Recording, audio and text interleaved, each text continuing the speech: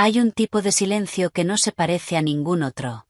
No es el silencio tranquilo de un domingo por la mañana, ni el silencio cómodo de cuando terminas una tarea difícil y te recuestas en la silla. Es un silencio súbito, inesperado, como cuando apagas de golpe la música en una habitación llena de gente. Todo el mundo se queda quieto. Nadie sabe dónde mirar. Ese silencio lo experimenté un lunes de octubre a las 10:15 de la mañana, sentada frente a mi jefe de operaciones y la directora de recursos humanos, en una sala de reuniones que olía a café recalentado y a decisiones ya tomadas. Llevaba 6 años trabajando en esa empresa. 6 años. Y en menos de 12 minutos me dijeron que ya no era necesaria. Esta es mi historia. Y si alguna vez has sentido que das más de lo que nadie ve, que tu trabajo sostiene algo mucho más grande de lo que figura en tu contrato, y que el día que te vayas alguien lo va a entender demasiado tarde, entonces esta historia también es un poco tuya. Antes de continuar, si llegaste aquí porque te han pasado cosas parecidas, o simplemente porque estas historias te generan algo por dentro que no sabes bien cómo explicar, dale like a este vídeo y suscríbete. Subo historias así cada semana. Y déjame en los comentarios si alguna vez te han hecho sentir invisible en un trabajo. Quiero leerlo. El lunes empezó como todos los lunes. Me levanté a las 6:15, antes de que sonara la alarma. Eso era una costumbre de años, porque los lunes por la mañana el sistema de monitoreo de flota generaba un informe automático que yo revisaba antes de que llegara el resto del equipo.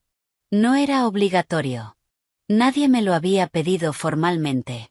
Simplemente lo hacía porque sabía que si había algún error en ese informe y yo lo descubría a las 7, podía resolverlo antes de que los coordinadores de ruta empezaran su jornada a las 8.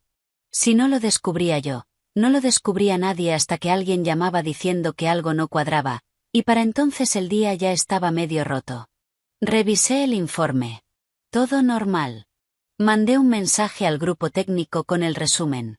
Llegué a la oficina a las 8:10. Me preparé un café. Me senté.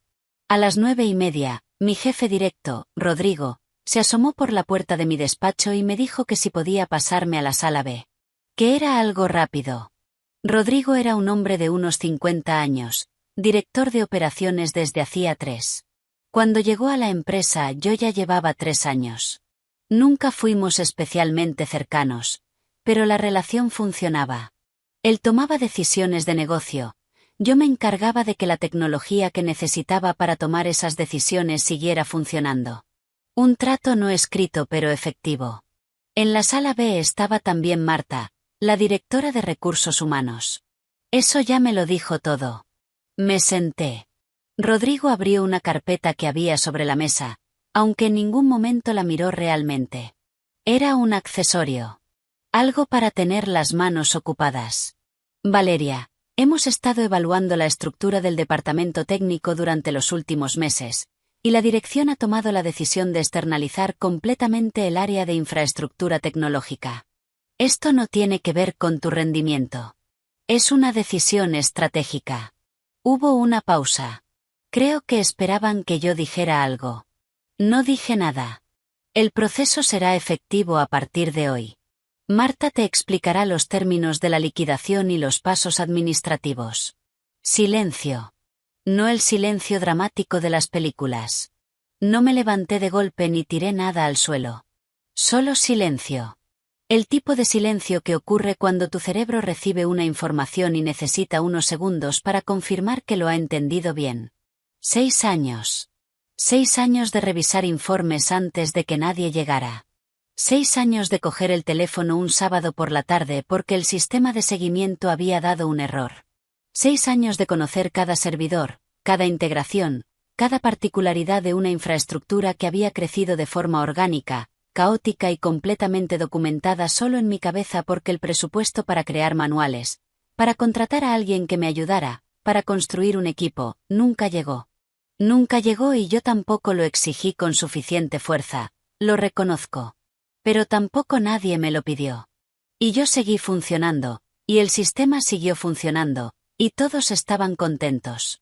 ¿Tienen ya a alguien para gestionar la transición? Pregunté. Rodrigo y Marta se miraron muy brevemente. Menos de un segundo. Pero yo lo vi.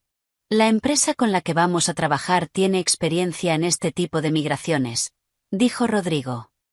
Será un proceso ordenado. Asentí. Marta me entregó un sobre. Me explicó los cálculos de la liquidación, los plazos, que debía entregar el equipo informático antes de salir, que el acceso a los sistemas quedaría desactivado al final del día. Al final del día. No la semana siguiente. No después de un periodo de transición. Al final de ese mismo día. Firmé lo que había que firmar. Recogí mis cosas. Eran pocas, una taza, un pequeño cactus que me había regalado una compañera en mi segundo aniversario en la empresa, un cargador de portátil que era mío. El resto lo había ido dejando sin darme cuenta. 6 años de conocimiento, de contexto, de esa red invisible de saber exactamente qué hace cada cable, por qué ese proceso se programó así y no de otra manera, por qué hay que reiniciar ese servidor específico los miércoles y no los jueves. Salí al pasillo. Algunos compañeros me miraron. Nadie dijo nada. Ese también es un tipo de silencio. El de la gente que sabe lo que está pasando pero no sabe qué hacer con eso. Llegué a casa a las 11:30 de la mañana de un lunes. Me preparé un té. Me senté en el sofá. Y durante un buen rato, simplemente existí. Necesito contarte qué hacía exactamente, porque si no lo entiendes, no vas a entender lo que pasó después. Intenta imaginarte una empresa de logística mediana. No hablo de Amazon ni de DHL. Hablo de una empresa de tamaño humano, unos 80 camiones en flota, 400 clientes activos, almacenes en 3 ciudades, y una operativa que dependía de que, en todo momento, cada paquete estuviera donde se suponía que debía estar y que alguien, en algún punto del sistema, pudiera rastrearlo. El sistema de rastreo de flota era el corazón de todo eso. Era el software que recibía la señal de cada vehículo, actualizaba su posición, la cruzaba con los pedidos asignados, generaba alertas si un camión se desviaba de la ruta o si llevaba demasiado tiempo detenido, y mandaba notificaciones automáticas a los clientes diciéndoles cuándo iba a llegar su mercancía. Hoy en día eso suena normal, básico incluso. Pero este sistema tenía 6 años de vida. Había sido instalado por una empresa de software que luego fue absorbida por otra, que luego cambió sus condiciones de soporte, que luego dejó de dar soporte del todo. Y en ese proceso, la única persona que había ido entendiendo cómo funcionaba por dentro, qué parches necesitaba, qué partes se habían quedado obsoletas y cómo compensarlas, era yo. No porque fuera la más lista del mundo, sino porque había estado ahí. Porque cuando el sistema daba un error a las 2 de la mañana, yo era la que contestaba. Porque cuando hubo que integrarlo con el nuevo software de facturación que compraron en 2021, nadie más sabía cómo hacerlo y yo pasé 3 semanas aprendiendo sobre la marcha y tomando notas en un cuaderno que guardaba en mi cajón. Un cuaderno físico, de papel, porque nunca hubo tiempo de pasarlo a ningún formato oficial. Ese cuaderno se quedó en el cajón el día que me fui. No porque quisiera quedarme con él, sino porque en el momento en que me dijeron que al final del día perdía el acceso, mi cerebro no procesó que ese cuaderno existía. Estaba tan ocupado gestionando el golpe emocional que las cosas prácticas se me escaparon. Pero hay algo más que necesitas entender. El sistema de rastreo no era solo un software bonito en una pantalla. Era la columna vertebral de cómo la empresa tomaba decisiones en tiempo real. ¿Que un cliente llama diciendo que su pedido no ha llegado? Abres el rastreo y ves dónde está el camión. ¿Que hay un atasco en la autopista y un conductor necesita ruta alternativa? El sistema lo detecta y genera una alerta. ¿Que al final del día quiere saber cuántos kilómetros ha hecho cada vehículo para cuadrar el gasto de combustible? El sistema genera ese informe solo. Pero para que todo eso funcionara, había cosas que necesitaban mantenimiento constante. El servidor donde corría el sistema tenía que estar actualizado pero no demasiado, porque ciertas actualizaciones rompían módulos que ya no tenían soporte oficial y que yo había aprendido a remendar. Las integraciones con los dispositivos de los camiones dependían de un protocolo de comunicación antiguo que había que renovar manualmente cada cierto tiempo. Había un proceso automático que limpiaba datos viejos de la base de datos cada domingo por la noche, pero si ese proceso fallaba, la base de datos se llenaba y el sistema empezaba a ir lento hasta que alguien lo liberaba. Yo lo comprobaba cada lunes por la mañana. Por eso me levantaba antes de la alarma. Ninguno de esos procesos estaba documentado en ningún lugar oficial. No en ningún manual, no en ningún sistema de gestión interna, no en ningún correo. Estaban en mi cabeza y en ese cuaderno de papel en el cajón. ¿Por qué no lo documenté? Porque nadie me lo pidió. Porque cuando lo sugerí, la respuesta siempre fue sí, en algún momento hay que hacer eso y ese momento nunca llegó. Porque el presupuesto para contratar a alguien que me ayudara, que aprendiera a hacer lo que yo hacía, que pudiera cubrir mis vacaciones o simplemente repartir la carga, ese presupuesto siempre estaba pendiente de aprobación. Y porque, seré honesta, una parte de mí sabía que mientras yo fuera la única que entendía todo aquello, mi posición tenía un valor que era difícil de cuestionar. No lo hice de forma calculada. Fue simplemente la consecuencia natural de un entorno que nunca invirtió en crear redundancias. Hubo un momento, hace unos 2 años, en que estuve de baja durante 10 días por una operación sin importancia. Antes de irme, escribí unas instrucciones básicas para las urgencias más comunes y se las di a un compañero del área de sistemas que, amablemente, dijo que haría lo que pudiera. Durante esos 10 días hubo 3 incidencias. 2 las resolvió llamándome al móvil. Una la dejó estar hasta que yo volví. Cuando volví, nadie dijo nada. El sistema estaba un poco más lento de lo normal porque nadie había limpiado la base de datos, pero en 40 minutos lo dejé como nuevo. Y la vida siguió. Ese era mi trabajo. Invisible cuando funcionaba. Imprescindible cuando no. Y el lunes me dijeron que ya no era necesaria. Durante los primeros días después del despido, estuve en un estado que no sé muy bien cómo describir. No era tristeza exactamente. Era más parecido a la sensación de haber estado corriendo muy rápido durante mucho tiempo y de repente pararte. El cuerpo no sabe qué hacer con ese silencio repentino. Los músculos siguen tensos. El cerebro sigue esperando el próximo problema. El martes me desperté a las 6:15 sin que sonara la alarma. La inercia de 6 años. Tardé unos segundos en recordar que no había informe que revisar. Llamé a mi madre. Hablé con una amiga.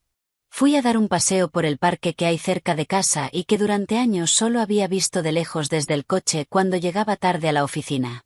El miércoles me llegó un mensaje de una excompañera. Era del Departamento de Coordinación de Rutas, alguien con quien tenía buena relación. El mensaje decía: «Oye, ¿estás bien? Aquí hay un poco de caos. Suerte con todo». No respondí con preguntas. Respondí que estaba bien, que gracias, que cualquier cosa que necesitara que le iba a ayudar. Guardé el teléfono. El jueves no pasó nada especialmente notable. Actualicé el currículum. Hablé con un contacto de otro sector. Pedí referencias a personas con las que había trabajado. Dormí bien. El viernes por la mañana me senté a desayunar y vi que tenía 6 llamadas perdidas. 4 de Rodrigo. 1 de Marta. 1 de un número que no reconocí. Era la empresa externa de soporte tecnológico que habían contratado para sustituirme. No contesté ninguna. No porque quisiera vengarme. No porque estuviera furiosa.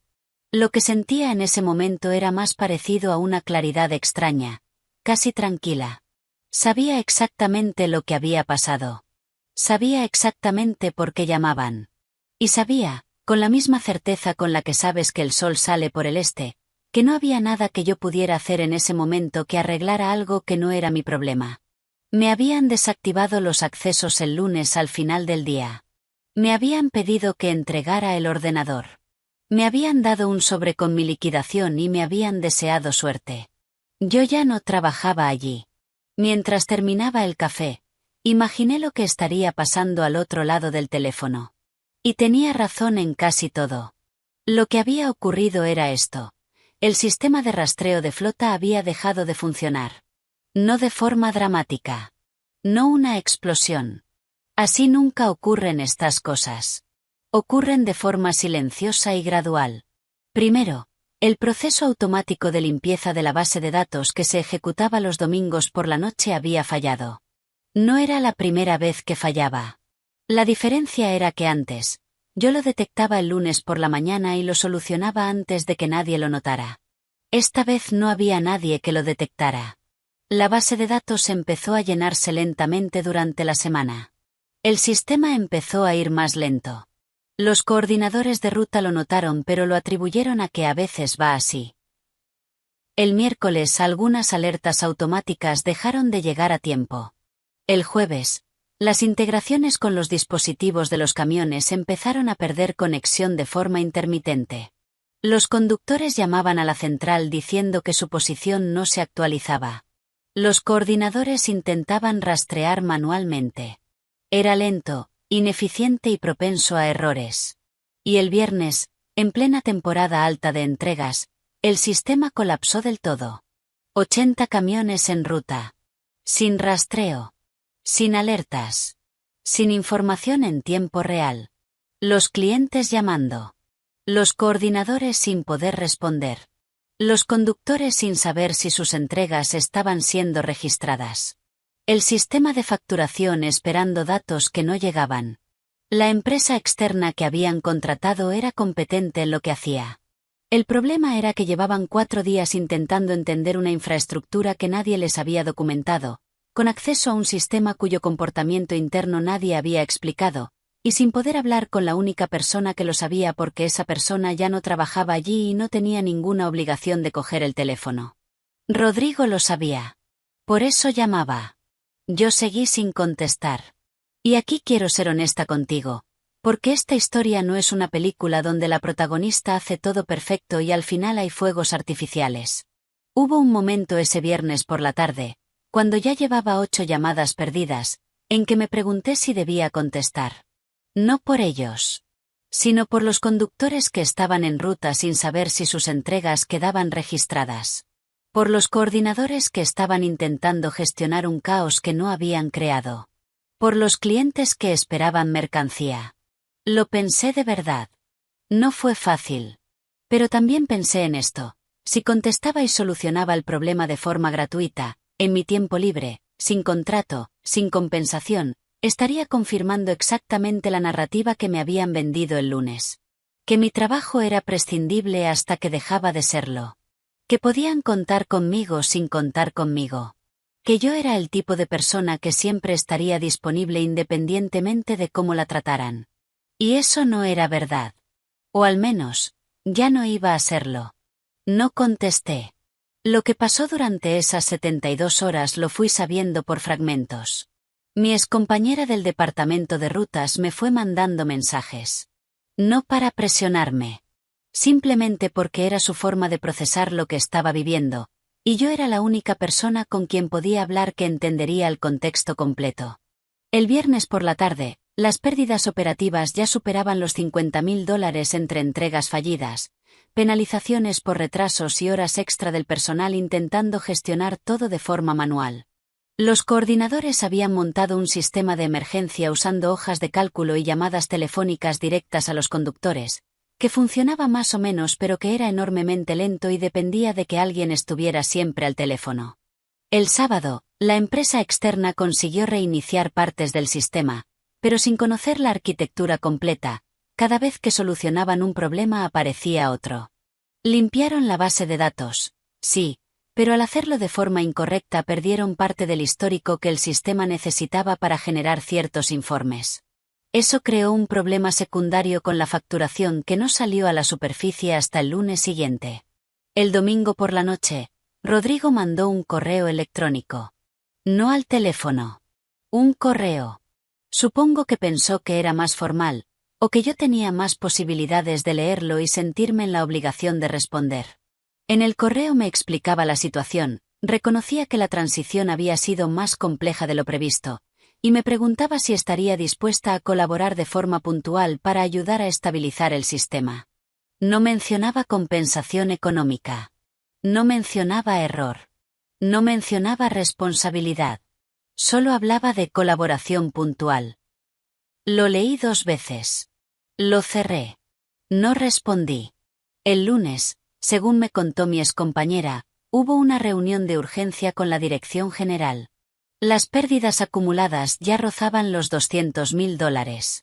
No solo por las entregas fallidas del fin de semana, sino por el efecto en cadena. Clientes que habían llamado para cancelar contratos, penalizaciones por incumplimiento de acuerdos de servicio, el coste de las horas extra acumuladas durante 3 días de gestión manual, y la facturación que seguía sin cuadrar por el problema secundario con el histórico de datos. En esa reunión, alguien preguntó por qué no había documentación del sistema. Nadie supo responder bien. Rodrigo, según me contaron, intentó explicar que el área había tenido ciertos problemas de gestión del conocimiento. Esa era la forma de decir que durante 6 años nadie había insistido en que yo documentara nada, y que cuando me fui nadie pensó en preguntarme si había algo que debieran saber antes de que me desactivaran los accesos. Lo que más me impactó cuando me lo contaron no fue el caos en sí. Fue esto. El martes de la semana anterior, el día después de mi despido, la empresa externa había llegado a las instalaciones a hacer una evaluación inicial. Mi excompañera los había visto en la sala técnica, mirando pantallas, tomando notas. En ningún momento nadie les dijo, hay una persona que lleva 6 años gestionando esto y sabe exactamente cómo funciona. Deberíamos hablar con ella antes de que se vaya. Nadie pensó en eso. No porque fueran malos, sino porque durante 6 años mi trabajo había sido tan silencioso, tan constante, tan invisiblemente eficiente, que la dirección genuinamente no tenía una imagen clara de lo que implicaba. Veían que el sistema funcionaba y asumían que eso era algo que podría gestionarlo cualquier empresa de soporte con experiencia. Eso duele de una manera particular. No el caos en sí, sino la confirmación de que durante 6 años tu trabajo fue suficientemente invisible como para que la gente que tomaba decisiones no supiera realmente qué era lo que hacías. Y quiero hablarte un momento de cómo me sentí yo durante todo esto. Porque sería fácil contarte que estaba tranquila, que todo era justicia poética, que me tomé un café y observé el caos con una sonrisa fría. No fue así. Hubo momentos en que me sentí muy mal. No por ellos, sino por las personas que no tenían ninguna culpa, los conductores que llamaban sin que nadie les diera respuestas, los clientes que esperaban mercancía que no llegaba, los coordinadores que llevaban 3 días trabajando el doble en condiciones de caos que no habían creado. Hubo una noche, el sábado, en que estuve un buen rato mirando el teléfono. Sabía que si llamaba a Rodrigo y le explicaba paso a paso cómo estabilizar el sistema, en unas pocas horas el problema estaría resuelto. Tenía ese conocimiento. Era mío. Y una parte de mí quería usarlo porque eso era lo que había hecho durante 6 años. Resolver problemas. Pero entonces pensé en el lunes anterior. En esa sala que olía a café recalentado. En la carpeta que Rodrigo no miró. En esto no tiene que ver con tu rendimiento. En los accesos desactivados al final del día. En la empresa externa que llegó al día siguiente sin que nadie les dijera que existía alguien a quien valía la pena llamar. Y guardé el teléfono. No porque quisiera que sufrieran, sino porque contestar habría sido negar la realidad de lo que había pasado. Habría sido actuar como si el lunes no hubiera ocurrido. Como si el valor de mi trabajo fuera algo que podían activar y desactivar según les convenía. Eso no era justo para mí. Y si hay algo que aprendí en esos días, es que a veces la cosa más difícil y más necesaria es simplemente no actuar. No resolver. Dejar que las consecuencias ocurran. Hubo también un segundo correo de Rodrigo. Este llegó el martes. Era diferente al primero. Más corto. Sin el tono profesional del primero. Decía que comprendía que yo no tenía ninguna obligación, que reconocía que la transición había sido apresurada, y que si en algún momento quería hablar sobre una posible colaboración remunerada, él estaba disponible. Remunerada. Esa palabra llegó 4 días tarde. No respondí a ese correo tampoco.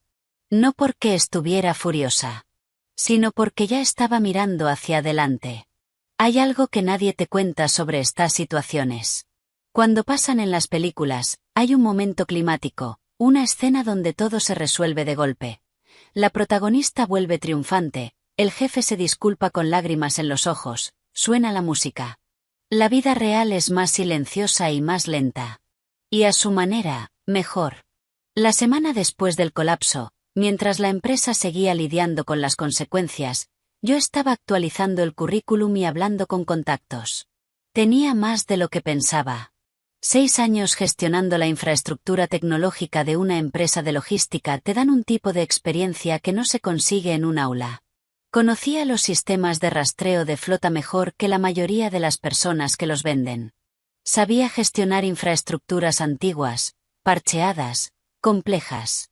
Sabía trabajar sola bajo presión, tomar decisiones técnicas sin red de seguridad, y comunicar problemas técnicos a personas no técnicas de forma que lo entendieran. Ese conocimiento no se había quedado en ningún cajón. Estaba conmigo.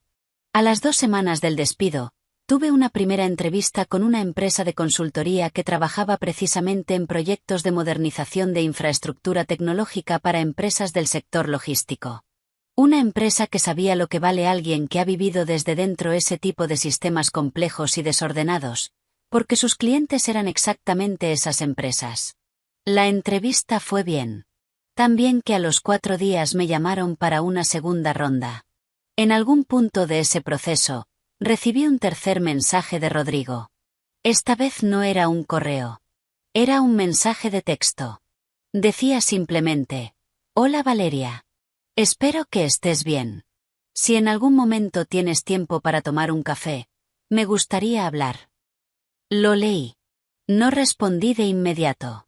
Me tomé un par de días.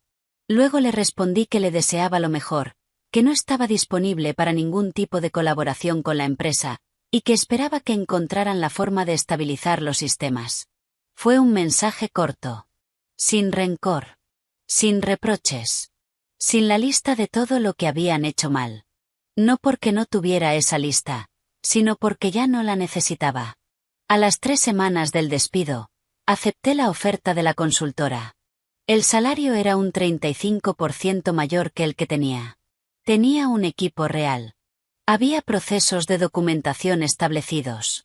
Había una cultura donde el conocimiento se compartía y se registraba porque la empresa entendía que el conocimiento que solo existe en la cabeza de una persona es una vulnerabilidad, no una fortaleza.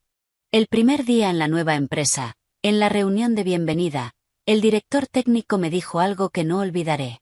Me dijo: «Aquí lo que más valoramos es que cuando alguien se va de vacaciones, su área sigue funcionando. Eso significa que hacemos bien nuestro trabajo». Pensé en todos los lunes que me había levantado a las 6:15. Pensé en el cuaderno de papel en el cajón. Pensé en el silencio de esa sala que olía a café recalentado. Y pensé que a veces las cosas tienen que romperse para que alguien entienda realmente lo que la sostenía. ¿Qué pasó con la empresa? Lo supe por mi excompañera, que siguió en contacto conmigo durante meses. La empresa externa de soporte tardó aproximadamente 6 semanas en estabilizar el sistema completamente. En ese tiempo hubo 2 clientes importantes que cancelaron contratos. Las pérdidas totales del incidente, contando todo, superaron los $300.000. Rodrigo tuvo que presentar un informe a la dirección general explicando que había salido mal. Parte de ese informe incluía recomendaciones sobre gestión del conocimiento y documentación de procesos críticos.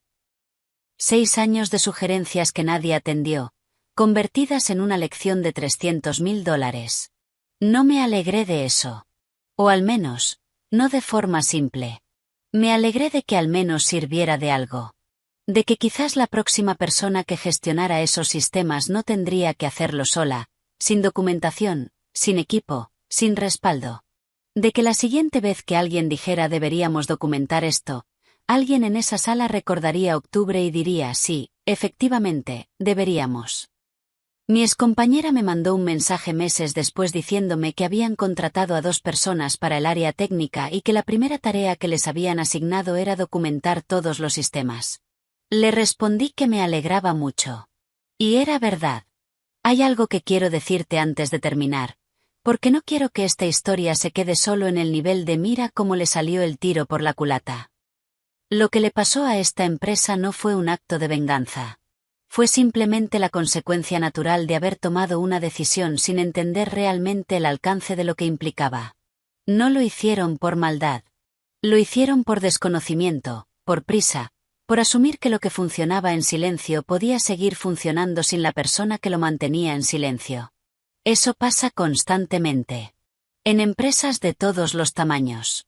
Con personas de todos los niveles. El trabajo invisible es real. Las personas que sostienen cosas sin que nadie lo vea son reales. Y el momento en que esas personas se van, la invisibilidad de su trabajo se vuelve súbitamente visible de una manera muy cara. Si eres tú esa persona en este momento, la que sabe cosas que nadie más sabe, la que resuelve problemas antes de que lleguen a la pantalla de nadie, la que lleva años siendo el pegamento silencioso de algo más grande, te veo. Y quiero decirte dos cosas. La primera, documenta. No por ellos. Por ti. Porque el conocimiento que solo existe en tu cabeza es también una carga que solo tú cargas. Compartirlo no te hace prescindible. Te hace más valiosa, porque demuestra que puedes construir sistemas que funcionan sin depender de que estés siempre disponible. La segunda, tu valor no desaparece cuando te van. Lo llevas contigo. 6 años de experiencia real, de decisiones tomadas bajo presión, de problemas resueltos sin manual, de conocimiento acumulado en situaciones que no se aprenden en ningún curso, eso es tuyo. No se queda en ningún cajón. Se va contigo cuando sales por la puerta. Y a veces, salir por esa puerta es el comienzo de algo mejor. Yo tardé 3 semanas en descubrirlo. Si llegaste hasta aquí, de verdad gracias. Estas historias llevan tiempo y hay mucho detrás de cada una de ellas. Si te identificaste con algo de lo que conté, si alguna vez has sentido que tu trabajo valía más de lo que alguien estaba dispuesto a reconocer, déjamelo en los comentarios. Me encanta leer vuestras historias, y muchas veces son el punto de partida para el siguiente vídeo. Dale like si crees que este tipo de historias merecen contarse. Y si aún no te has suscrito, este es el momento. Cada semana hay una historia nueva. No te las pierdas. Hasta la próxima.